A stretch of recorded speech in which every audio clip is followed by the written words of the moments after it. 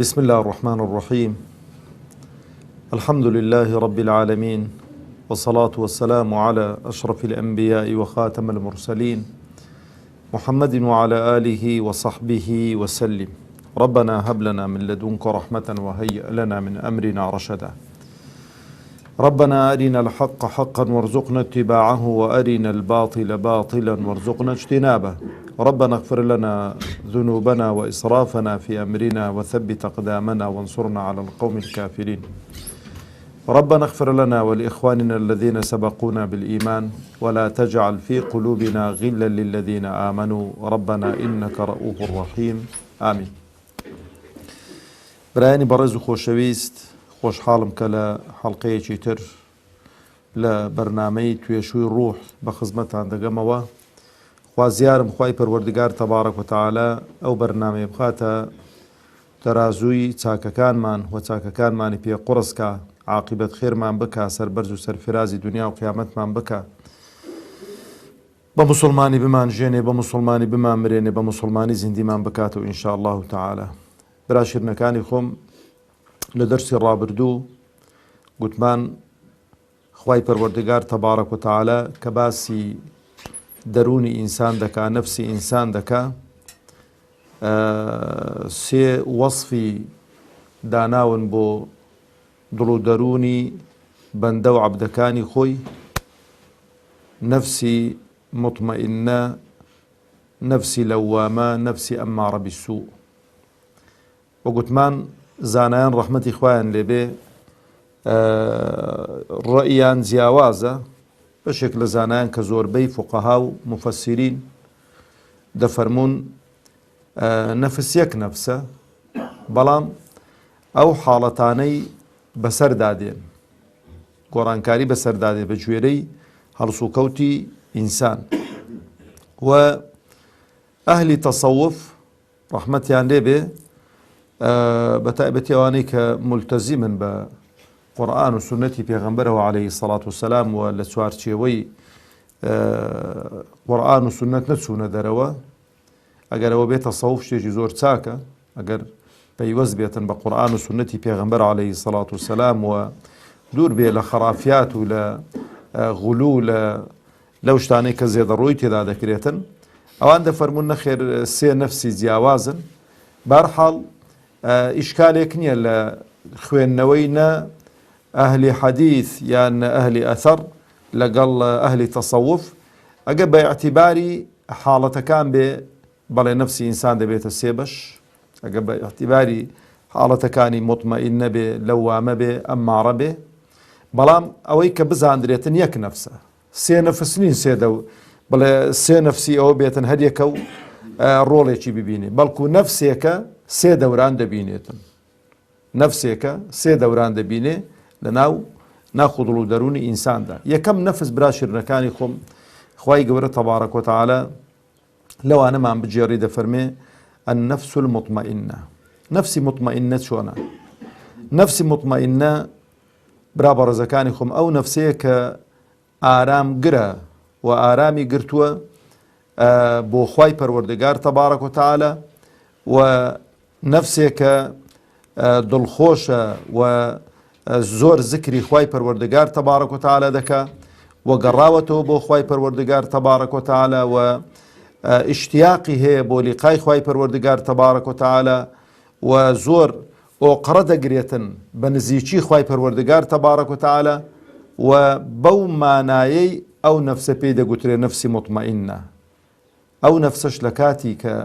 خوای پەروەردگار تەبارەک و تەعالە ئەمر بە مەلەکل مەوت دەکاتن ڕوحی ئەو عەبدەی بچێشێ،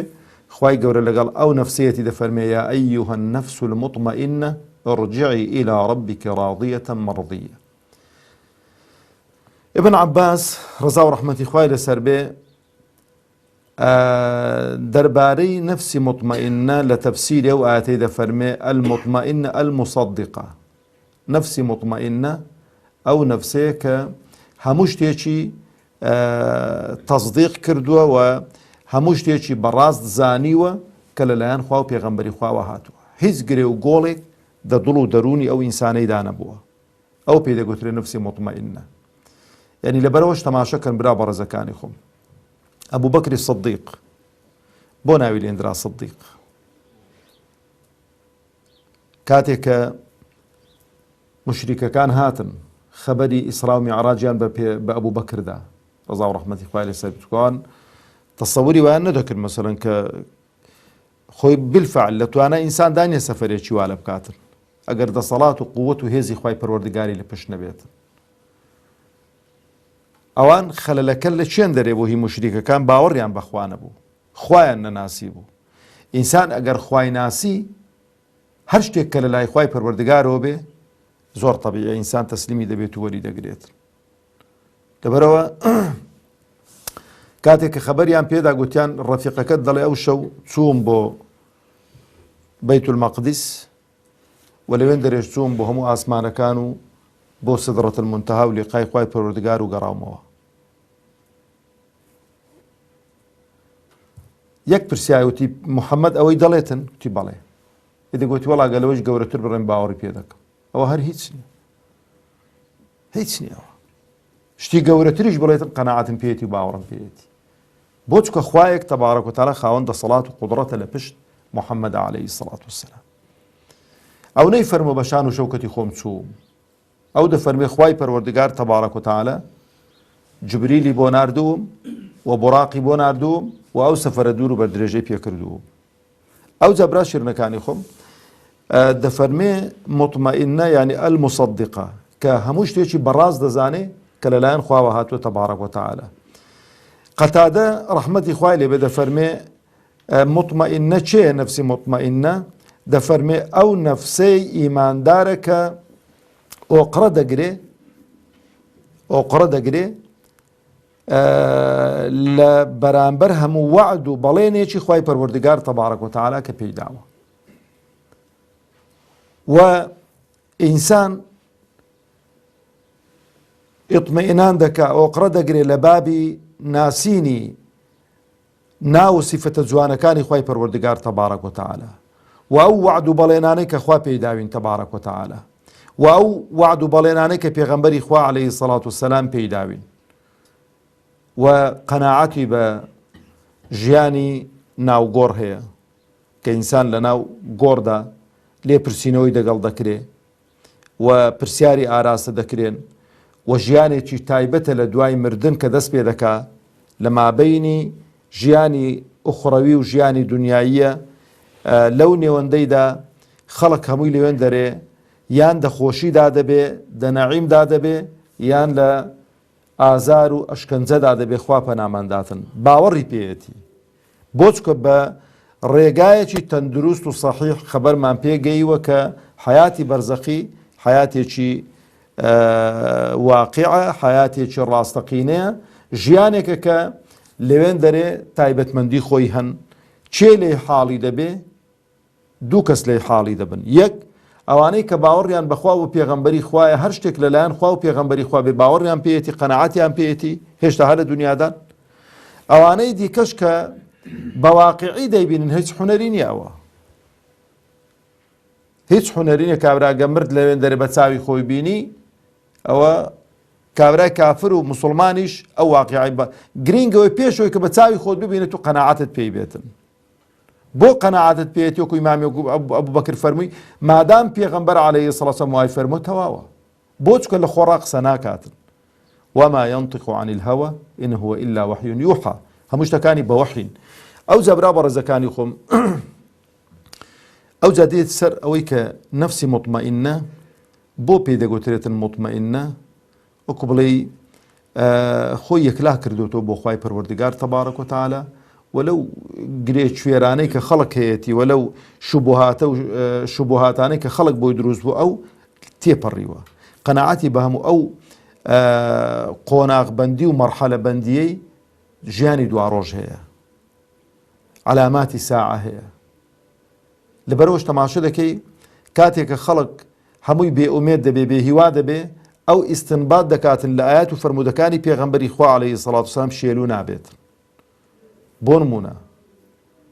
لەوانەیە ئێستا بڵێن کاکە ساڵی 2022 یان 25 دنیا خەرا دەبێ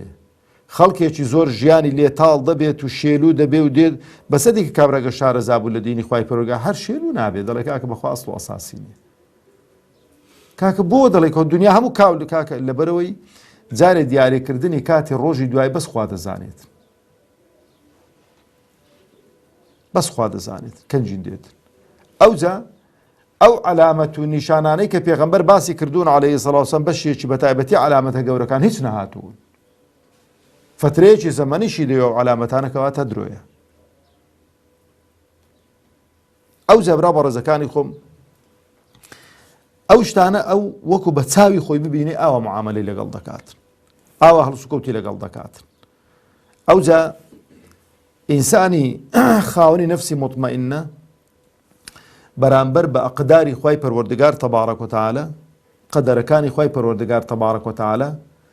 زۆر خۆی یەکلا کردوتەوە هێمنە لەسەر خۆیە شێلوو نابێت بۆ چونکە لە سەرەوەی دڵی خۆی ئەو ئاەتەی تۆمار کردووە لە ژیاندا قل لن يصيبنا إلا ما كتب الله لنا پێیان بڵێ ئەی محەممەد عەلەیهی سەڵات وسەلام هیچ شتێکمان توش نابێ مەگەر خوای پەروەردگار تەبارەک وتەعالە لە چارەی نووسیبی هەر کەسێک کە باوەڕی بۆ ئەوی نەبێ باوەڕی دانەمەزراوە ئیمانی دانەمەزراوە کەواتە هەر شتێک کە تووشی تودێ احتیاطی خۆت بکە ئەسباب بگرە بەر بەڵام کە شتەکە ڕوویدا تەواو تەسلیم بە پرتە پرت و بۆڵە بۆڵێ مەکە مەڵێ وەڵا گەری وەنە بەئەتوی وەت نەکرد بەئەتوو لاتدا بە زووترت تەقدیری خوای گەورەوە و ئاوابی ئەمڕۆ بەستەڵەکە مەسەلەن بۆ نمونە بەفر زۆر باریوە عەقڵ ئەوەیە سیارەی نینێ دەرێ کاکە لە ماڵێ بەڵام کە سیارەتی نادەرێ کە خۆیان پێدادای پرتە پرت و بۆڵە بۆڵێ مەکە ئەسبابی خۆپاراستنەکەت نەگرتوتە بەر ئەسبابی خۆپاراستنەکەی و کە سەفەر نەکەی لەو کاتەیدا بەڵام کە هاتێ دەر و سەفەرە کرد خوای گەورە تەقدیری کردو دەبی بێ دەرەوە سەفەر بکەی تووشە و حادیسەیەش بی تەسلیم بە قل لن يصيبنا إلا ما كتب الله لنا ئەو خوای گەورە نووسیوێتی لەبەرەوەش زۆر گرنگە ئینسان ئاوا ڕازی بێتن بە هەر شتێکیش برا شیرنەکانی خۆم کە تووشمان دێ نەفسی مطمئینە ڕازیە لەوەی کە منداڵی دەمرێ خێزانی دەمرێ بۆ خۆی نەخۆش دەبێ دایک و باوکی دەمرێ زەرەری مادی توش دێ بۆ چونکە دەزانێتن کە خوای گەورە تەقدیری کردووە کە ئەو شتانە بۆ ئەون ئەو فەرمودەی قودسی زۆر مهمە هەمومان ئاگامان لێ بێتووە لە بەریکەین خوای پەروەردگار تەبارەک وتەعالە لە فەرمودەیەکی قودسیدا کە پێغەمبەر عەلەیهی سەڵات وسەلام بۆمان دەجێڕێتەوە دەفەرمێ ئەگەر هەموو خەڵک کۆبێتەوە ئینس و جن بیانەوێ چاکەیەکت پێ بگەینن تووشی خێرێکت کەن ئەگەر خوای گەورە تەقدیری نەکرد بێ پێت ناگاتن و هەموو خەڵک کۆبێتەوە ئینس و جن بیانەوێ زەرەرێکت پێ بگەینن ئەو زەرەرە خوای گەورە تەقدیری نەکرد بێ قەڵەمی لێ نەدا بێ پێت ناگاتن ئەوە یانی چی؟ ئەوە یانی قووەتی تەوەکل لەسەر خوا تەبارەک وتەعالە قووەتی ئیعتیماد لەسەر خوا دڵبەردان لە چ لە خەڵکی ئومێد نەبوون بە خەڵکی زۆر گرنگە ئینسان دڵی بە خەڵکی خۆش نەبێ ئومێدی بە خەڵک نەبێ لە چی؟ لە ئەوەی کە خەڵک بە ضار و نافع نەزانی خەڵک ضار و نافع نیە خوا ضار و نافعە هەی وایە دەڵێگە فڵان کە سەرکردە نەبێ هەموو لە برسانە برین ئەو لە مێژە لە برسان بردووە خوا ڕازیقە خوا زەرەر دەگەیەنێتن خوا قازانج دەگەیەنێتن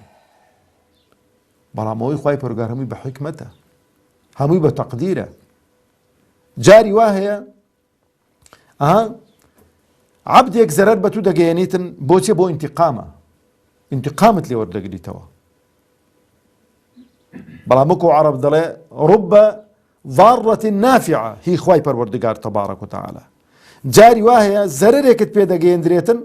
لەلایەن خواوە تەبارەک وتەعالە بە زۆر قازانجی لێ دەکەێت دەبێتە مایەی تۆ بەو گەڕانەوە و مایەی ئەوەی کە ببیە پیاوێکی ساڵح و واسە بەو زەرەرەی کە تووشت کەوتووە بەو نەخۆشی یان بەو قەزێکە لەسەر دڵت قورسە فردەوسی ئەعلا پێوە دەستدێنی ئەوەندە بۆ خوا دەگەڕێ ئەوەندە پەشیمان دەبیەوە. لەبەرەوەش خوای گەورە چ دەفەرمێت تەبارەک و تەعالە دەربارەی زەرەر و ئەوانە، یعنی عسى أن تكرهوا شيئا ويجعل الله فيه خيرا كثيرا. لەوانەیە شتێکی پێتان ناخۆش بێ بەڵام خوای گەورە خێر و چاکە و حەسەناتێکی زۆری تێدا کۆکاتەوە، بەس ئێوە نایبینن. تەماشەکەن برا شیرنەکانی خۆ. قەدەر مەگەر کەسێک خوای گەورە بە گەورەی و عەزەمەتی خۆی مطلعی کردبێ لەسەر دەنا ئێمەی ئیماندار خوا ئیمانەکەمان لێ قبولکە نایبینین، ئێمە سڕەکەی نابینین کە پێغەمبەرێک لێ شاراوە بێ عەلەیهی سەڵات وسەلام، ئەمە چین لێمان شاراوە نەبێ. یعنی بەدیقەت کە چوونەوە ئەو سەفەرەی خضر لەگەڵ موسا عەلەیهی سەڵات وسەلام بخوێننەوە و لێی وەربنەوە، ئەوە سەفەری سڕی قەدەری خوایە. سەفینەکەی کوندەکە خضر بەلاشیشیان سوار کرد و پارەشیان لێ وەرنەگرتوون، چونکە موسا عەلەیهی سەڵام سڕی قەزیەکەی نابینی بۆ کونی دەکا حکمت لە کونکردن خۆ ئەسڵی کونکردنەکە شتێکی خراپە، بەڵام ئەسڵی قەدەرەکەی و ئەسڵی داهاتووی ئەو سەفینەی ئەوە دەوردەبینیت. وعدیشی داوە کە لێی نەپرسیتن، هەرچی کردی لێی نەپرسێت تا بەخۆی بەس تەحەمل ناکات، قەزیەکەی لە لاوی زۆر گەورەیە. ئینسان کە قەدەرەکەی نەزانی و پرسیار دەکات و دەکەوێتە پرتە پرت و بۆڵە بۆڵ و پەرژینێکی قایم بێ مەبەستم پێغەمبەرانی عەلەیهیم مەبەستم خۆمانین، بەڵام پێغەمبەر پرسیاری کردو ئەمە چ دەکەین؟ ئەمە شەکوا دەکەین، پرتە پرت دەکەین، بۆڵە بۆڵ دەکەین. بەس کاتێک کە بۆی ڕوون دەکاتەوە دەڵێ بەخوا شتێکی چاکت کردووە. قەزیەکە وایە. لەبەرەوەش پێغەمبەری خوا دەفەرمی عەلەیهی ڕەحمەتی خوا لە موسا بێ کە تۆزێ سەبری هەبایە، سەبری گربایە لەسەر ئەو قەزیانە. ئەسراری دیکەی قەدەری پیشان دەداین خضر بە ئەمری خوا تەبارەک و تەعالە. کوشتنی منداڵێکی تەحەمل ناکاتن، منداڵە کاکە بۆ دەیکوژی هیچ نە قەتڵی کردوونە، بەس دووربینیەکە و سڕی لە بەینچوونی منداڵەکەی و دەبێ و منداڵە لە بەین بچێ هۆ کارەکەی کە تەماشا دەکەی دەڵێ هەر یەکێک لە ئێمە خۆشەویستترین شت لامان ئەو منداڵە جگەرگۆشانە کە تازە پێیان دەگرن تا، بەڵام ئەگەر بێ خوای پەروەردگار بۆت بەیان کا بڵێ ئەو منداڵی دەبەمەوە لەبەرەوەی ئەو منداڵە گەورەبی دەبێتە مایەی ئەوەی کە ئەتوش و دایک و هەموو خزم و کەسەکانی تووشی فیتنە بن و تووشی بەڵا و موسیبەت هێچی گەورە بنوازە بۆ منداڵی، خوای بی بۆ لەو بەهەشتێ بەبێ دەنجی. بەس ناکرێ خۆ سڕی خوای پەروەردگار بە هەموو کەسێکی بگاتن. جا لەبەرەوەی برا شێرنەکانی خۆم یەکێک لە ئەسبابی نفسی مطمئنە چییە؟ یعنی تەواو تەسلیم بە قەدەری خوای پەروەردگار تەبارەک و تەعالە بووە. ئەوجا ئینسان ئەگەر تەسلیم بە قەدەری خوای پەروەردگار بوو خەفەت ناخوالەوەی کە لە دەستی چۆ بۆ چکە تەقدیری خوایە، معاملەیەکی دەکەی هەموو زەرەرە، خەفەت ناخۆی. ئەوجا زۆر دڵخۆشیش نی وەکو لە دەرسەکانی ڕابردووش باسمان کرد بەوەی کە هەتە دەزانیەوە شەر ئەمانەتە لای تو، بۆ چکە ئەسڵی تو ئەمانەتە لەسەر ئەو گۆی زەویە. لەبەرەوە ئینسان چۆن بە هەندێک لە زانایان دەفەرمون نفسی مطمئنە ئەو نفسەیە کە چۆن بە قازانج و بەوانە دڵخۆش دەبێ بە زەرەرەکانیش ئاوا دڵخۆش بێ، یان بەلای کەمی وەکو یەک تەماشایان کاتن، نەبەوەی زۆر دڵخۆش بێنەوەش زۆر خەفەتبار بێ، بزانێکەوە عاریە و ئەوە ئەمانەتێکە لە لای و کۆتایی پێدێتن. لەبەرەوە برا شیرنەکانی خۆم نفسی مطمئنە هەموو ڕۆشناییەک و هەموو نورێک لە چدا دەبینی لەوە دەبینی کە ڕەزامەندی خوا تەبارەک و تەعالە، ڕەزامەندی خوا و ئەمر و فەرمانەکانی خوا هەموو ڕۆشنایی و نورێک دەوێن دەرێدا دەبینیت و تەسلیم بە شەریعەتی خوای پەروەردگار بووە. ئەو شتانەی کە خوا تەبارەک و تەعالە ئەمری پێ کردوون جێبەجێی کردوون و ئەو شتانەی کە خوای پەروەردگار تەبارەک و تەعالە نەهی لێ کردوون خۆی لێ پاراستووە و زیاتر سەرقاڵە بە قەزیەیەک شتانێک کە لە دوا ڕۆژ بە کەلچی دێن، سوود و قازانجی دەبێتن. لەبەرەوە نفسی مطمئنە لە خۆی ناوەشێنێتەوە بەس ئیکتیفا بە واجبات بکاتن. نفسی مطمئنە لە خۆی ناوەشێنێتەوە بەس ئیکتیفا بە واجبەکان بکە بڵێ وەڵا لەوەی زیاتر ناکەم بەڵکو قۆڵ هەڵدەماڵی هەر شتێکە سونەتیشە جێبەجێی دەکاتن و لە هەر شوێنێکدا ئیشێکی چاکە بێ پێشەنگ دەبێ لە هەر شوێنێک پێویستی بە قسەیەکی باش بکە پێشەنگ دەبێ قۆڵی مەردایەتی لێ هەڵماڵیوە و خاوەنەکەشی کردۆتە خاوەن هیمەتێکی بەرز لەبەرەوە برا بەڕێزەکانی خۆم ئەو دەستە و ئەو چاوە و ئەو گوێچکە و ئەو قاچە تەماشەی نەفسەکە دەکەم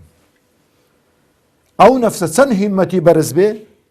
ئەو ئەعزایانش ئەوەندە هیمەت بەرز دەبن بەڵام ئەو نەفسە چەند بێ هیمەت بێ ئەوەندە ئینسان بێ هیمەت دەبێت لەبەرەوەش تەماشەکەن ئەوەی کە خاوەنی نەفسی مطمئینە نییە خوای گەورە لەوانەمان بجێڕێ هەموو لایەکمان هەر ئیشێکی پێ ڕابسپێری دەڵێ نابیتن ناکرێ جاوەکو دەبی هەندت مار و شێر و ڕیویان بۆ دینیتەوە بۆ چکە یعنی تەماشە دەخۆی ڕانابینیتن جا هەر لە جیهادەوە بگرە کە قیمەی هەرە بەرزی ئیسلامە لە دوای واجبات هەتا ئەمر بە چاکە و نەهی لە خەرابە چکە کابرا دەبینی لە مەجلیسێکی دانیشتوە گاڵتە بە شەریعەت دەکرێت بەدین دەکرێت کابرا سەری دەبەرە خۆ دەنێتن بۆ چکە نەفسەکەی ضعیفە نەفس کە ضعیف بوو ئینسان بۆ خۆشی ضعیف دەبێت بەڵام مەدێکە نەفسی بە قووەت و بێت چکە جاری وا تەماشا دەکەی کابرا ئینسانێکی لە خودی خۆیدا جسمێکی لاواز و ضعیفی هەیە بەڵام هیمەتی چیا و شاخەکانە بۆ چکە نەفسەکەی نەفسێکی مطمئینەیە خوای گەورە لەوانەمان بجێڕیتن یا رب العالمین لە دەرسی داهاتوو ئینشاڵڵا دێینە سەر نەفسی لەوامە ئەو نەفسەی کە دائما گلەی و گازاندە لە خاوەنەکەی دەکا بزانین ئەوە چییە وصلى اللهم على محمد وعلى آله وصحبه وسلم